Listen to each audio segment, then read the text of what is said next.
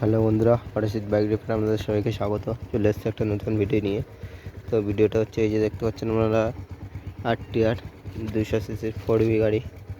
তো এটার যে কাস্টমার আছে উনি বলছেন যে গাড়িটার পেট্রোল বেশি পুড়ছে বা খাচ্ছে।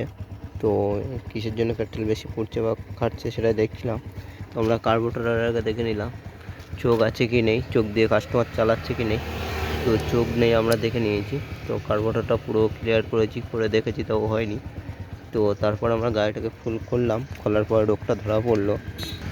তো কী রোগ আছে সেটাই আপনাদের দেখাবো। তো রোগটা হচ্ছে এই যে গাড়ির ট্যাঙ্কি আছে, তো যিনি কাস্টমার আছে গাড়ি তো খোলার পর থেকে উনি সার্ভিসও করেননি। তো এই যে ট্যাঙ্কি, তো ট্যাঙ্কির এই যে ফুয়েল ইউনিট যেটাকে বলা হয়, যেটা তেলের মিটার বলা হয়, তো এর গোড়া দিয়ে দেখুন আপনারা পেট্রোল লিক করছে।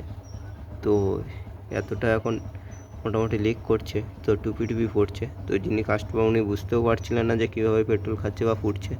তো মেন সমস্যা যে উনি যদি পেট্রোল ভরে তো এখান দিয়েই পেট্রোল লিকেজ হচ্ছে বা বেরোচ্ছে। তো যাদের গাড়ির এরকম সমস্যা আছে বা প্রবলেম আছে, তো আপনারা যদি অবশ্যই এই ভিডিওটা দেখেন বা